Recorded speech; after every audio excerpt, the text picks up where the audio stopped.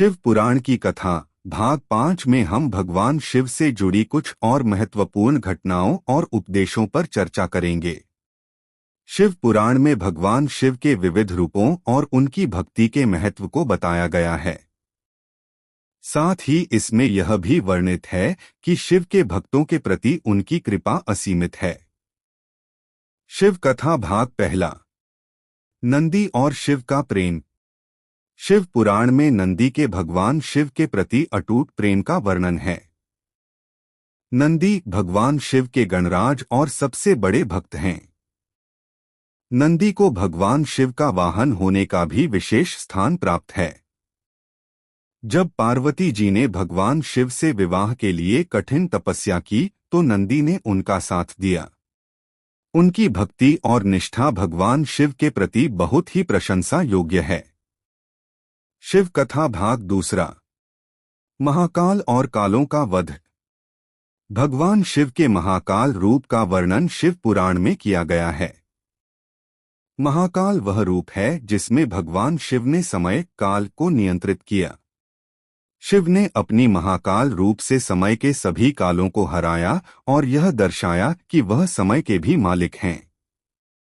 इस रूप में भगवान शिव ने काल के असुरों का वध किया और समय का संतुलन बनाए रखा।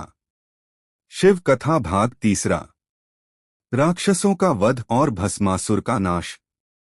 शिव पुराण में एक प्रसिद्ध घटना का वर्णन किया गया है जब राक्षसों के अत्याचार से त्रस्त होकर देवताओं ने भगवान शिव से मदद मांगी। भगवान शिव ने अपनी तीसरी आंख से राक्षसों का संहार किया। इसके अलावा भस्मासुर नामक राक्षस का भी वध किया गया, जिसने भगवान शिव से अमरता का वरदान प्राप्त करने के बाद देवताओं को नष्ट करने की योजना बनाई थी। भगवान शिव ने उसकी शक्तियों को उसे वापस ही भस्म में बदल दिया।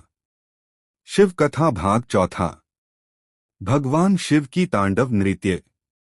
शिव पुराण में भगवान शिव के तांडव नृत्य का भी वर्णन है।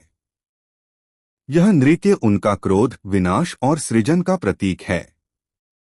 जब राक्षसों का अत्याचार बढ़ने लगा और देवता चिंतित हुए तो भगवान शिव ने तांडव नृत्य किया, जिससे उनका क्रोध प्रकट हुआ।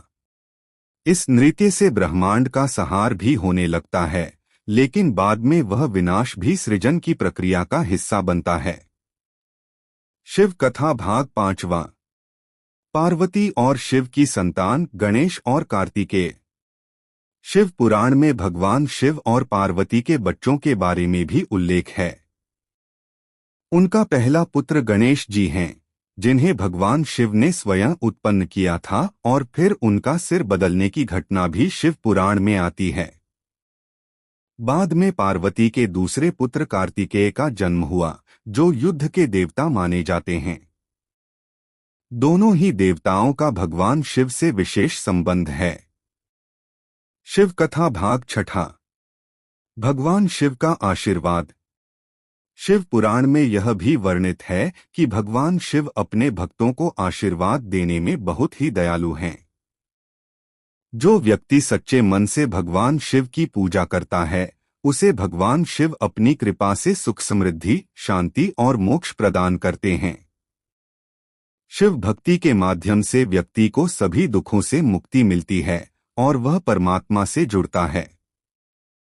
शिव कथा भाग सातवां, तंत्र मंत्र और साधना का महत्व। शिव पुराण में तंत्र मंत्र की शक्ति और उसकी महिमा का भी विशेष रूप से उल्लेख है। भगवान शिव के मंत्रों का जाप करने से जीवन के सभी संकट दूर हो सकते हैं और साधक को शक्ति मिलती है। शिव पुराण के अनुसार भगवान शिव तंत्र साधना के सर्वोत्तम देवता हैं और उनके मंत्रों से व्यक्ति आत्मज्ञान प्राप्त कर सकता है। शिव कथा भाग आठवां, शिवरात्रि का महत्व। शिव पुराण में शिवरात्रि का आयोजन और उसका महत्व भी बताया गया है। शिवरात्रि भगवान शिव के प्रति समर्पण का दिन है, जब भक्त रात भर जागकर भगवान शिव की पूजा करते हैं।